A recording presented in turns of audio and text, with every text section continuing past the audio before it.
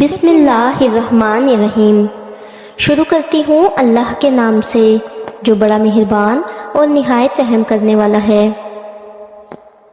عاد کے دو بیٹے تھے، ایک شدید اور دوسرا شداد۔ شدید 700 برس کی بادشاہی کر کے مرا، اس کے بعد شداد بادشاہ ہوا۔ تمام روئے زمین پر اسی کا حکم چلتا تھا۔ اس کے بعد اللہ تعالیٰ نے ہود علیہ السلام کو اس کی ہدایت کے لیے بھیجا، اور حضرت نے اس سے کہا، اے شداد، خدا فرماتا ہے کہ 1000 برس کی عمر تجھے بخشی، اور 1000 گنج تو نے پائے، اور 1000 حوریں خوبصورت تو نے پائیں، اور 1000 لشکر تو نے فتح کیے۔ اب خدا کا شکر بجا لا، اس کو واحد جان، اور بھی خدا تعالیٰ تجھے نعمت بے انتہا بخشے گا، اور اس کا حساب قیامت میں نہ لے گا، اور بے حساب بے کھٹکے جنت میں چلا جائے گا۔ ہود علیہ السلام نے سب باتیں اچھی اچھی راہ نجات کی بتائیں، لیکن اس ملعون پر ان باتوں کا کوئی اثر نہ ہوا، اور کہا کہ ہود تو مجھے جنت کی لالچ دیتا ہے، میں نے جنت کی صفت سنی ہے، میں بھی دنیا میں اس کے برابر ایک جنت بناؤں گا اور اس میں جا رہوں گا، مجھے تیرے خدا کی جنت کی کوئی حاجت نہیں۔ اور اس ملعون نے اسی وقت ہر ایک ملک میں بادشاہوں، وزیروں اور اکابروں کو خط لکھے کہ جس سرزمین پر زمین ہامون ملے، یعنی زمین ہموار ہو اور میدان سیدھا ہو، اور نشیب و فراز اس میں کچھ نہ ہو، اور جس کو جنت کے قابل بنایا جا سکے۔ کہتے ہیں کہ 1000 ملک اور 1000 شہر زیر حکم اسی کے تھے، اور ہر ملکوں میں اور ہر شہروں میں لاکھ لاکھ مرد موجود تھے۔ ایک مدت تک زمین ہامون ایسی صفت ڈھونڈتے ڈھونڈتے عرب میں قطع زمین کی مسافت 40 میل کی ملی۔ امیر امراؤں کو حکم ہوا کہ 3000 استاد پر کار اور ہر ایک کے ساتھ 100 مرد کاریگر مقرر ہوں، اور سارے ملک کا گنج و خزانہ وہاں لا کر جمع کر دیں۔ پہلے 40 گز زمین نیچے سے کھود کر سنگ مرمر سے بنائے بہشت کی درست کی گئیں، اور دیواریں چاندی اور سونے کی اینٹوں سے بنائی گئیں، چھت اور ستون زبرجد اور زمرد سب سے بنائے۔ چنانچہ اللہ تعالیٰ نے حضرت محمد صلی اللہ علیہ وآلہ وسلم کو شداد کی جنت کے حال سے اور ستون سے اس کے آگاہ کیا کہ دنیا میں کسی نے ایسی جنت نہیں بنائی تھی۔ اللہ تعالیٰ فرماتا ہے، ترجمہ، تو نے نہ دیکھا کیسا کیا تیرے رب نے عاد سے، وہ جو ارم تھے بڑے ستونوں والے، جو بنا نہیں ویسا سارے شہروں میں۔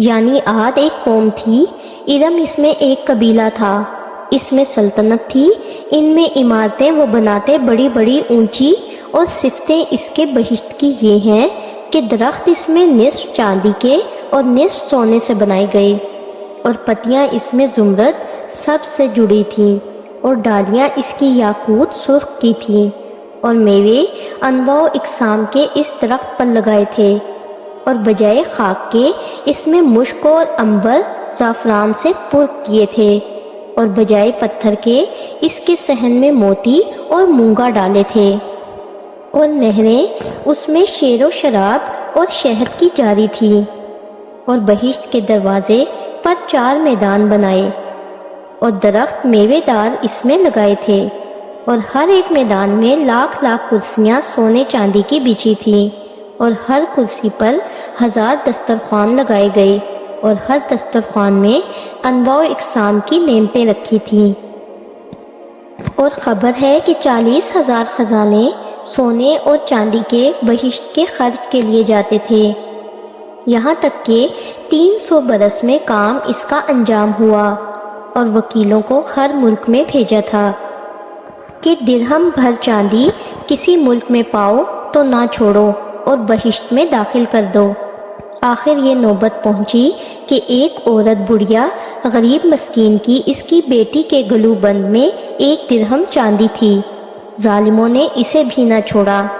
آخر وہ لڑکی رو پیٹ کر کہنے لگی کہ میں ایک غریب فقیرنی ہوں، اور سوائے 1 درہم چاندی کے اور میں کچھ نہیں رکھتی ہوں۔ یہ 1 درہم مجھ کو بخش دو، مگر انہوں نے نہ سنا۔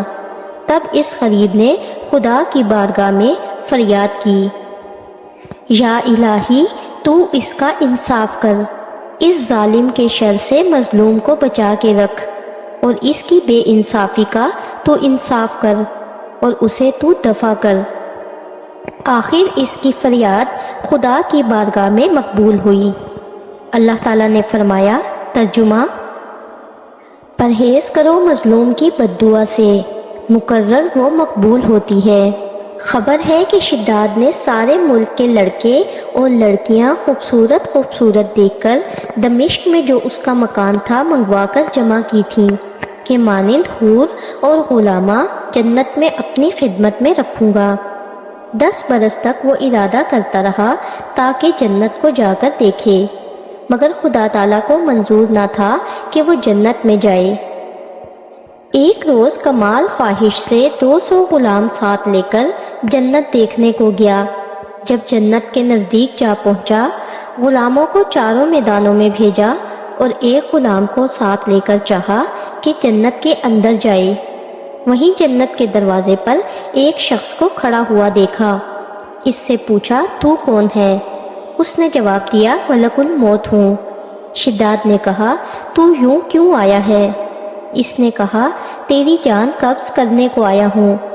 شداد نے کہا، مجھ کو ذرا مہلت دے تو میں اپنی جنت کو دیکھوں۔ ملک الموت نے کہا کہ خدا کا حکم نہیں ہے کہ تو جنت میں جائے، تجھ کو دوزخ میں جانا ہے۔ پھر شداد نے کہا کہ چھوڑ میں گھوڑے سے اتروں۔ انہوں نے کہا کہ نہیں۔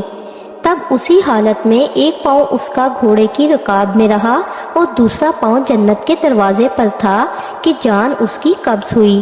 وہ مردود جنت نہ دیکھ سکا، اور ایک فرشتے نے آسمان سے ایک ایسی سخت زور کی آواز کی کہ سب ساتھی اس کے ہلاک ہو گئے۔ ایک لقمہ کھانے کی فرصت نہ ہوئی۔ اس وقت نہ مال رہا اور نہ ملک۔ ادنا، اعلیٰ، فقیر، امیر، تمام ملک کے غارت ہو گئے اور وہ سب دوزخی ہو گئے، اور اس کی جنت کو زمین کے نیچے دبا دیا کہ قیامت تک کچھ اس کا اثر باقی نہ رہے۔ اس کے بعد اللہ تعالیٰ نے صالح علیہ السلام کو قوم سمود پر بھیجا۔ اگر آپ کو ہماری ویڈیوز اچھی لگتی ہیں اور آپ نے ابھی تک ہمارا چینل سبسکرائب نہیں کیا تو برائے مہربانی چینل کو سبسکرائب کر دیں اور ویڈیو کو لائک کر دیں۔ شکریہ۔